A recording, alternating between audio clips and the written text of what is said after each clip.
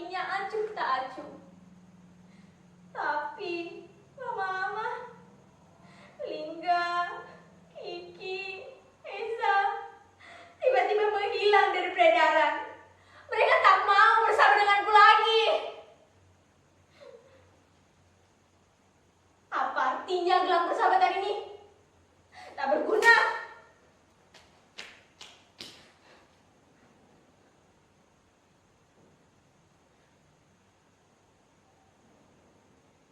Emak sedang sakit. Sudah hampir sebulan.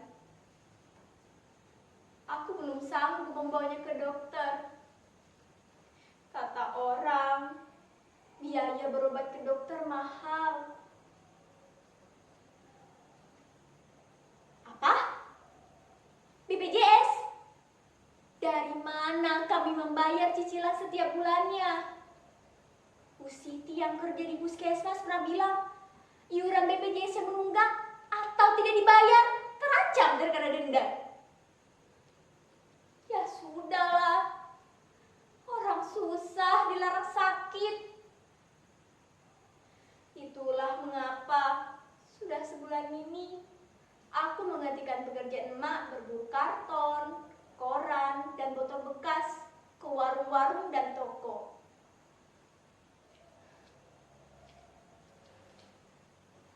Sering aku memungut barang bekas yang sengaja dibuang sembarangan. Aku tak habis pikir, kenapa orang-orang membuang sampah sembarangan? Tidakkah mereka tahu bahwa tindakan mereka itu akan merusak bumi yang kita tinggal ini? Sementara tong sampah dibiarkan kosong tak berfungsi sebagaimana mestinya.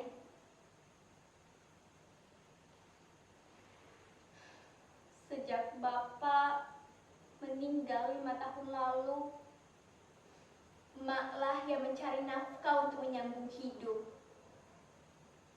Sempat menjadi buruh cuci dengan upah seikhlasnya. Tapi upah emak yang kecil tidak sebanding dengan resiko yang dihadapinya. Kemudian emak memilih menjadi pemulung.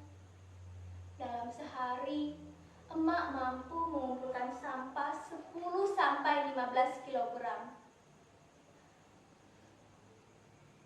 Hujan terik matahari tidak pernah menyurutkan semangatnya. Dengan segala keterbatasan, emak berusaha memenuhi kebutuhan sekolahku. Ai, bagaimanapun perihnya hidup, ingatlah, kamu masih punya Tuhan. Jangan menyerah menggapai cita-cita. Begitu pesan emak.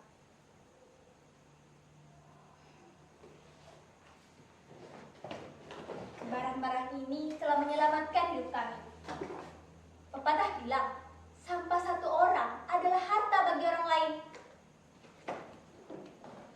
Dengan sampah-sampah ini, aku masih bisa makan, sekolah, bahkan jika ada uang lebih, bisa beli pulsa internet.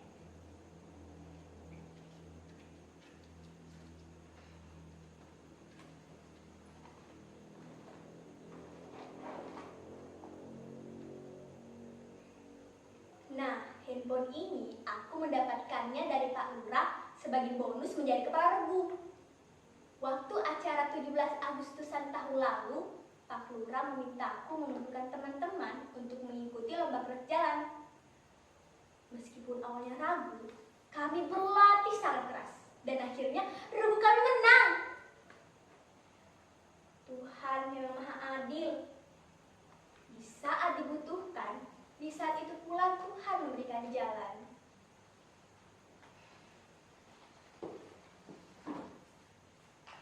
Maju! Jalan! Hadap kiri! Gerak! Hormat! Gerak! Nah, percaya kan?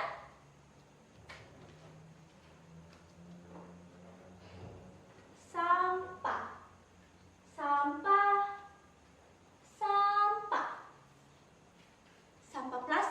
menyebabkan pencemaran tanah karena sifatnya yang sulit terdekomposisi. Plastik membutuhkan waktu 10-20 tahun untuk dapat terurai secara alami. Saat ini, Indonesia masih menghadapi krisis sampah plastik. Konsumsi penduduk setiap tahunnya terus meningkat. Tetapi, kesadaran untuk mengolah sampah-sampah plastik tidak ikut meningkat. Gimana ini? Panas sekali. Panas sekali. Langit pekat. Pohon-pohon mati. Air. Air. Di mana air?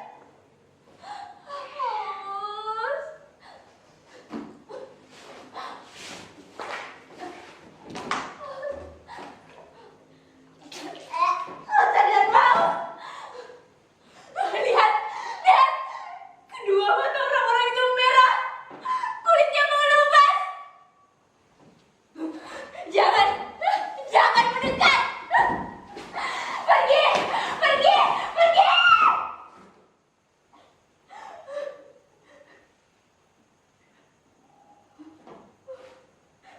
Kenapa rambut rontok begini?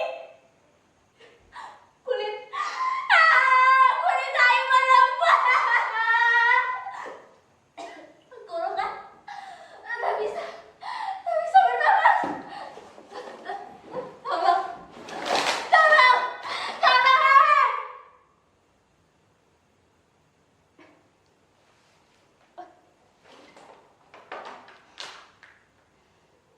Apakah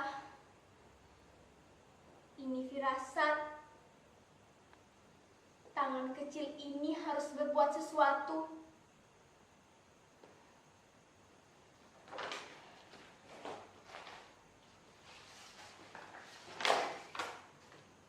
Apa yang bisa aku lakukan dengan barang-barang ini?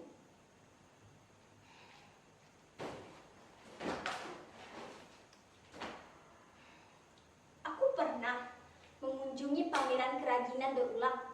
Di pintu masuk terpajang spanduk bertuliskan, jika tidak bisa mengurangi, maka gunakan kembali, perbaiki, bangun kembali, perbaharui, haluskan kembali, jual kembali, dan daur ulang. Jujur saja, saat itu aku belum tertarik mengolah sampah. Dalam pikiranku, sampah adalah sesuatu yang kotor dan menjijikkan. Hasil daur ulangnya juga biasa saja, tak ada yang istimewa.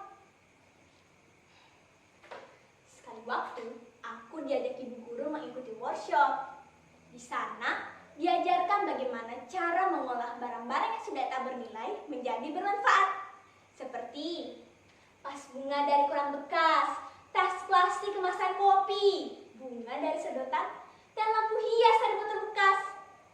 Selain bermanfaat, barang-barang itu bisa dijual dengan harga yang pantas.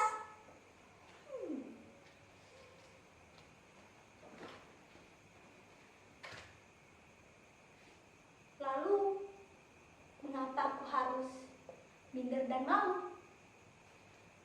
Sibuk berimajinasi dengan penilaian orang lain. Oh iya, tanggal berapa sekarang? 17.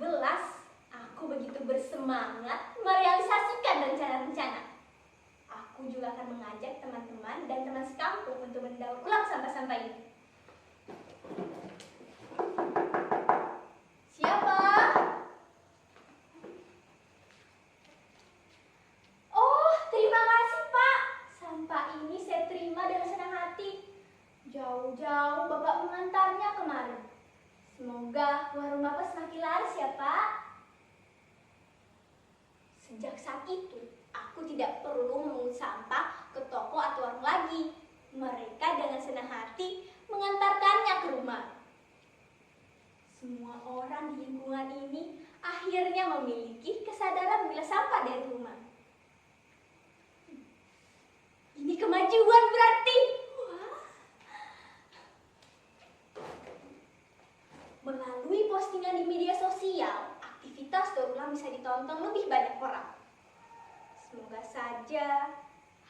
sederhana yang aku lakukan ini bisa menginspirasi teman-teman sebayaku.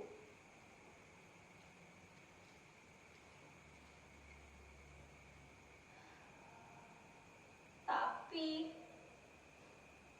handphone ini harus dijual untuk biaya berobat emak. Emak harus segera dibawa ke dokter. Obat yang aku beli di warung sudah tak mampu mengobati. Emak harus sembuh dari sakitnya. Aini.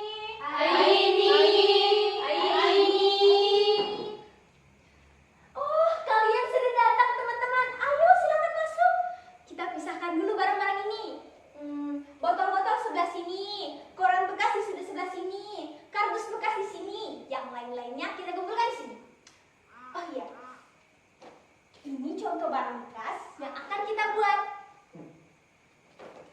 Keranjang ini terbuat dari hasil daur ulang gelas bekas, sedangkan tas ini terbuat dari hasil daur ulang kain bekas.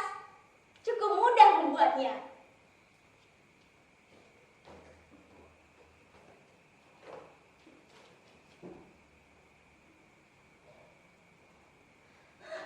Teman-teman, kita mendapatkan undangan pameran bulan depan. Yes! Kerajinan daur ulang kita akan terpajang bersama karya pengrajin daur ulang lainnya. Tapi bagaimana kalau produk kita lebih jelek dari mereka? Aduh, bagaimana ini? Apakah tawaran ini harus ditolak? Tidak. Kita harus optimis, percaya diri, dan yakin. Ini kesempatan baik. Ayo lebih giat lagi, lebih kreatif lagi. Ya.